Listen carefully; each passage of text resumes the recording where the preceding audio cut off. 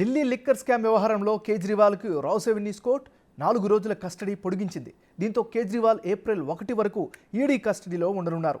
Goa Aam Aadmi party లీడర్లతో కలిపి కేజ్రీవాల్ను విచారించాలని, మరో 7 రోజుల పాటు కస్టడీ పొడిగించాలని ఈడీ కోరింది. అయితే కోర్టు 4 రోజులే కస్టడీ పొడిగించింది.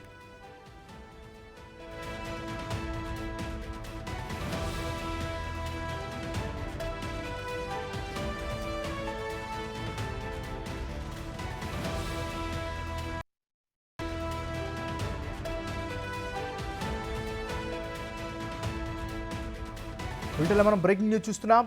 ఢిల్లీ లిక్కర్ స్కామ్ వ్యవహారంలో కేజ్రీవాల్కు రౌస్ అవెన్యూ కోర్టు 4 రోజుల కస్టడీ పొడిగించింది. దీంతో కేజ్రీవాల్ ఏప్రిల్ 1 వరకు ఈడీ కస్టడీలో ఉండనున్నారు.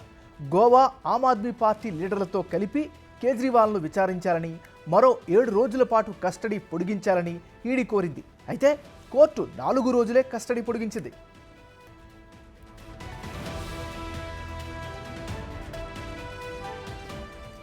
వీటిలో మనం బ్రేకింగ్ న్యూస్ చూస్తున్నాం. ఢిల్లీ లిక్కర్ స్కామ్ వ్యవహారంలో కేజ్రీవాల్కు రౌస్ ఎవెన్యూ కోర్టు 4 రోజుల కస్టడీ పొడిగించింది. సో కస్టడీకి సంబంధించినటువంటి తాజా అప్డేట్ని అందించేందుకు ఢిల్లీ నుంచి మా రిపోర్టర్ శివ లైవ్లో సిద్ధంగా ఉన్నారు. శివ, చెప్పండి, ఏం జరిగింది? కోర్టు ఏ కోణంలో 4 రోజుల కస్టడీ పొడిగించింది? ఏమన్నా ఢిల్లీ లిక్కర్ స్కామ్లో ఆరోపణలు ఎదుర్కొంటున్న నేపథ్యంలో అరవింద్ కేజ్రీవాల్ను ఈ నెల 21న ఈడీ అధికారులు తన నివాసంలో అరెస్ట్ చేశారు. అరెస్ట్ చేసిన తర్వాత 22వ తేదీన రౌజనీ కోర్టులో హాజరుపరిచిన నేపథ్యంలో రౌజనీ కోర్టు న్యాయమూర్తి కావేరి బవేజా 28 వరకు 6 రోజుల పాటు ఈడీ కస్టడీ ఇచ్చారు. కస్టడీ ఈ రోజు ముగియడంతో రౌజనీ కోర్టులు మళ్ళీ తిరిగి రౌజనీ కోర్టులో హాజరుపరిచిన తర్వాత 7 రోజుల కస్టడీ ఇవ్వాలంటూ కూడా ఈడీ అధికారులు కోరారు. అంటే మరింత సమాచారం రాబట్టాల్సి ఉంటుంది. ఈ నేపథ్యంలో అంటే ఈ 6 రోజుల విచారణలో అరవింద్ కేజ్రీవాల్ సరిగా విచారణకు సహకరించలేదు అని ఈడీ అధికారులు న్యాయమూర్తి ముందు తమ వాదనలు వినిపించారు.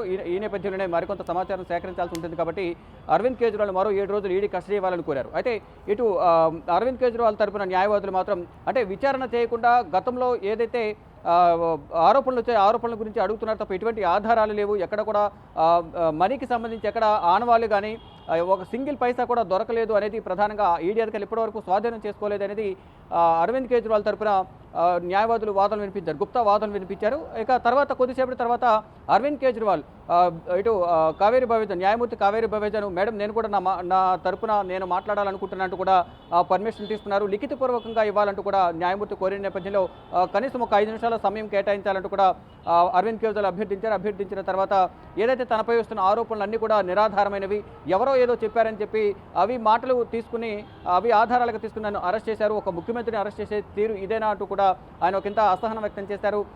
మరో మధ్యలో ఎవరైతే ఈడీ తరపున న్యాయవాది ఎస్వి రాజు వీడియో కాన్ఫరెన్స్ ద్వారా వాదన వినిపిస్తున్న సందర్భంలో అరవింద్ కేజ్రీవాల్ తన వాదనను తెలియజేసే సందర్భంలో మధ్యలో అడ్డుపడుతున్న సందర్భంలో నాకు సహకరించాలి, మీ ఆశీర్వాదం కావాలంటూ కూడా ప్రభుత్వం ఈడీ తరపున న్యాయవాది అదనపు సొలిసిటర్ జనరల్ రాజును కూడా ఈయన వేడుకున్న పరిస్థితి కనిపిస్తుంది. మొత్తంగా చూసుకుంటే ఢిల్లీ లిక్కర్ స్కామ్ గురించి తన పేరు అసలు ఎప్పుడు బయటకు వచ్చింది అనేది ఆయన మొత్తం వివరంగా తెలియజేశారు. సౌత్ గ్రూప్కు సంబంధించి కవిత కానీ, సరిచంద్రారెడ్డి, మాగుంట రాఘవరెడ్డి, శ్రీనివాసరెడ్డి అసలు వీరితో పరిచయం ఏ విధంగా ఏర్పడింది అనే దాని మీద ప్రధానంగా అరవింద్ కేజ్రీవాల్ తన మాటల ద్వారా న్యాయమూర్తి ముందు తెలియపరిచారు. అంటే అరవింద్ కేజ్రీవాల్ను గతంలో మాగుంట శ్రీనివాసరెడ్డి ఎంపీగా ఉన్న సందర్భంలో మిమ్మల్ని ఒకసారి కలవాలని పర్మిషన్ తీసుకుని నాతో కలిశారు. కలిసిన తర్వాత తన కుటుంబం పేరు మీద ఒక చారిటబుల్ ట్రస్ట్ పెట్టాలనుకుంటున్నాను, దానికి భూమి కేటాయించాలంటూ శ్రీనివాసరెడ్డి నన్ను కలిశారు. కానీ ఈ భూమి అనేది నా పరిధిలో ఉండదు, లెఫ్టినెంట్ గవర్నర్ పరిధిలో ఉంటుంది కాబట్టి మీరు వారిని కలవాలంటూ కూడా తెలియజేశారని, దాని తర్వాత పరిణామాలు ఢిల్లీ లిక్కర్ స్కామ్ సంబంధించి తన